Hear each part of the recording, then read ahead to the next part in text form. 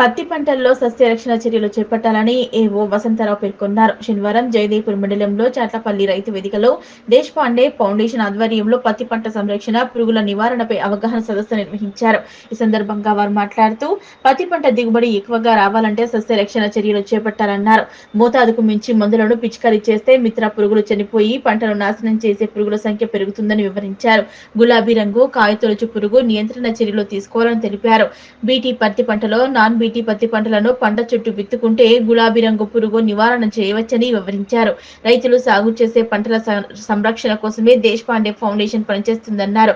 ప్రతి రైతు లింగాకర్షణ బుట్టలను వాడుకోవాలని సూచించారు. లింగాకర్షక బుట్టలు పంటల రక్షణకు నిలుస్తాయన్నారు. ఎకరాకు 8 లింగాకర్షక బుట్టలు వాడాలన్నారు. అనంతరం 175 మంది రైతులకు లింగాకర్ష బుట్టలను పంపిణీ చేశారు. ఈ కార్యక్రమంలో ఈవో కృష్ణమూర్తి, ఎల్ఈసీ ప్రతినిధులు అఖిలేష్, రాఘవరెడ్డి, బైహర్ కంపెనీ ప్రతినిధులు Narasimha Reddy, Deshpande foundation project coordinator Prem Satish, Pushyamitra, manager Rajender తదితరులు పాల్గొన్నారు.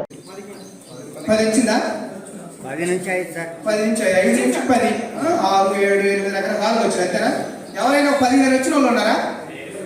నిజంగా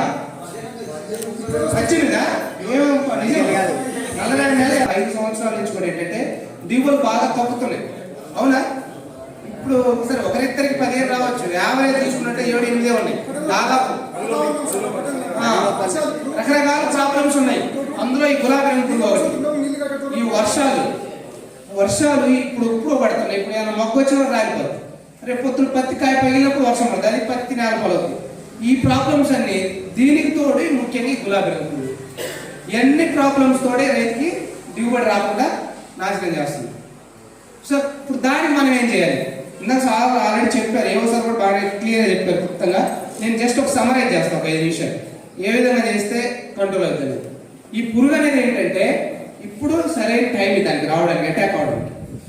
ఈ 50 నుంచి 60 రోజుల దశ ఏదైతే ఉందో, పూత దశ స్టార్ట్ అయిన తర్వాత పూత నుంచి కాయ వస్తుంది కదా, ఇప్పుడు అనేది ఈ పురుగు అటాక్ అవడానికి దానికి మంచి సరైన టైము, మనకు బ్యాడ్ టైం అట్లా ఉంది.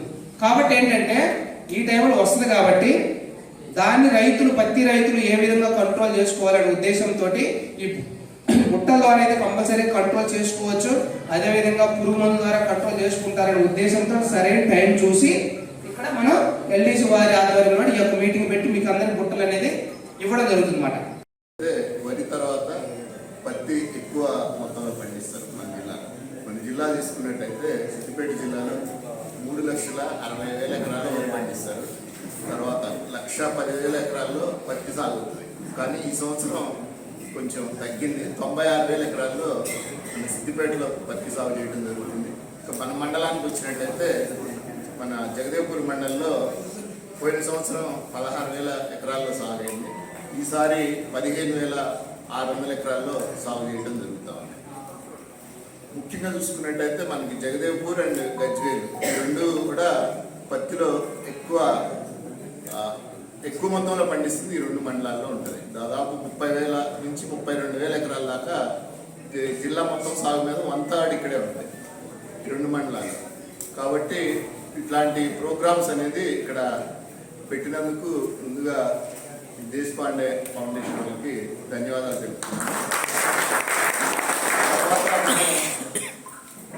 ఈ పత్తికి వచ్చినట్టయితే మన గ్రామం తీసుకున్నట్టయితే దాదాపు 600 నుంచి 700 ఎకరాల దాకా పత్తి సాగు చేయడం జరుగుతుంది మన గ్రామంలో.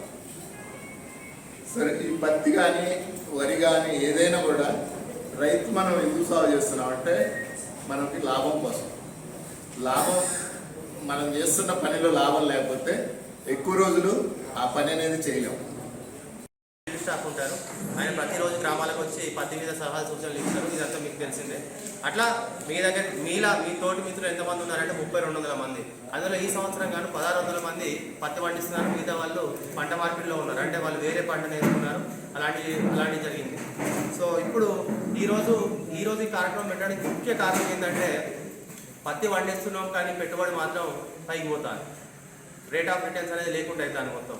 ఎట్లా అంటే ఒక డీలర్ మీద మనం డిపెండ్ అయ్యి ఏది ఇప్పటికీ చాలా మంది తగ్గుముఖం పట్టింది. డీలర్ కొంతమంది మంచి డీలర్లు కూడా మనకు సహకరిస్తున్నారు. ఏమేమి మందులు పెట్టాలో అదే పెడుతున్నారు, ఏది రైతుకు ముందుకు తీసుకెళ్లాలో అదే పెడుతున్నారు. కాబట్టి కావున ఈ కార్యక్రమం ఉద్దేశించి నేను ఏం చెప్పదలుచుకున్నా అంటే ఒకే విధమైన అంటే ప్రాచీన పద్ధతులు పాటిస్తూనే ఈ మందులు అయితే ఏదైతే ఉన్నాయో క్రమేపీ తగ్గించుకుంటూ రావాలి. ప్రతి సంవత్సరం మీది మందులు వాడకం అనేది తగ్గుముఖం పట్టాలి. ఈ సంవత్సరం మీరు 10 మందులు వాడితే వచ్చే సంవత్సరం దాన్ని కనిష్టంగా 6 మందులు తగ్గించాలి. ఇది తగ్గించాలంటే ఏం చేయాలంటే మేము ఫెరమోన్ ట్రాప్స్ అని ఇచ్చేవాళ్ళం. ఫెరమోన్ ట్రాప్స్ అని ప్రతి డెమోకి ప్రతి ఊరికి ఒక డెమో పెట్టుకున్నాం. ఆ డెమో మందుకే ఇచ్చేది మేము. తర్వాత రైతులకి ఏమైనా ఇద్దామంటే ఈ లోకల్లో ఎన్నిసార్లు డీలర్కి మేము ఎంకరేజ్ చేసినా పాపం వాళ్ళకి సేల్స్ లేక వాళ్ళు పెట్టేవాళ్ళు కాదు. కాబట్టి ఈ సంవత్సరం మేము 175 మంది రైతులతో డైరెక్ట్ ఊరికి ఒక్కరు కాకుండా మొత్తం అన్ని ఊళ్ళు కలిపేటట్టు ఒక 175 మందికి మేము ట్రాపులు ఇచ్చి ఇది ఎట్లా సంవత్సరం నువ్వు చెప్తావు, ఇంకో రైతుకి చెప్తావు ఇది ఎట్లా పని చేస్తుంది, ఏం చేస్తుంది అనేది. కాబట్టి ఆ కార్యక్రమాన్ని తీసుకొచ్చి ఎల్లీస్ వారితో కొలాబరేషన్ అయ్యి ఇక్కడ వరకు తీసుకొచ్చాము మేము. ఈరోజు ప్రతి ఒక్కరికి ట్రాప్ రావుతుంది. ఇక్కడికి వచ్చిన అందుకు ప్రత్యేకంగా అందరికీ ధన్యవాదాలు.